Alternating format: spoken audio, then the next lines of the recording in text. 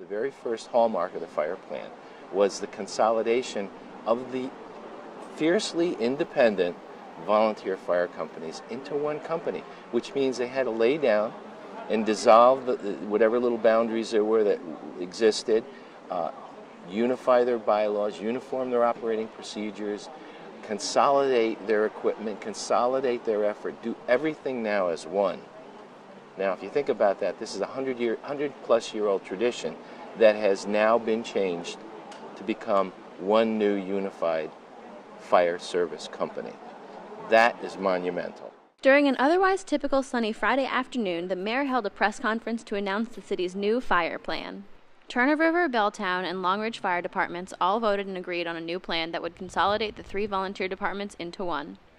What this will do is will allocate the career firefighters, okay, the people that do this for a living, on an equal basis throughout the entire fire district. Let's start with Springdale. Springdale currently has Stanford Fire Rescue employees responding out of their station. On any given day, there are at least 4, sometimes 5, responding from that station, career people, okay, plus the volunteers. Next station, Belltown. Belltown has 0 career firefighters. That's an all-volunteer department. So they cannot guarantee, although they've been very, very good at doing it over the last 3 years, but they cannot guarantee that they will be able to get volunteers out to any particular call at any given time. They cannot guarantee that that station will be staffed at any given time. Turner River has 2 situations. We have 2 all-volunteer firehouses, one here, one over by West Hill High School. And in Long Ridge, we have 2 stations that are manned 24/7 by 1 employee in each station, okay?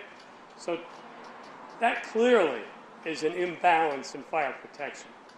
Under the new system, there will be a guaranteed minimum of 2 career personnel in each station, 24/7, with a 3rd person during the daytime weekday hours when the volunteers have their availability is at its lowest level.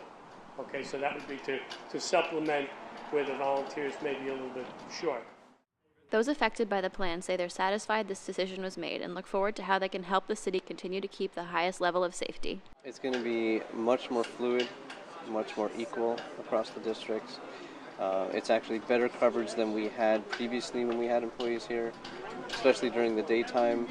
A lot of us are working during the daytime hours. Now, that doesn't say we don't have any volunteers. We certainly do. During the daytime, we're pretty much in here all the time anyway.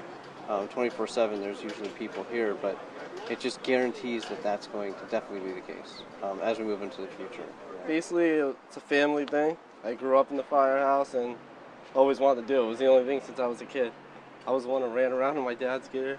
I think it'd be a lot stronger because now it's kind of hard, all as volunteers with jobs, families, finally get out. So I like it, 24-hour coverage. The revenue from the tax structure that already exists will be helping to fund the infrastructure of the volunteer department. And the mayor reiterated that this is only step 1. There are still improvements that could be made.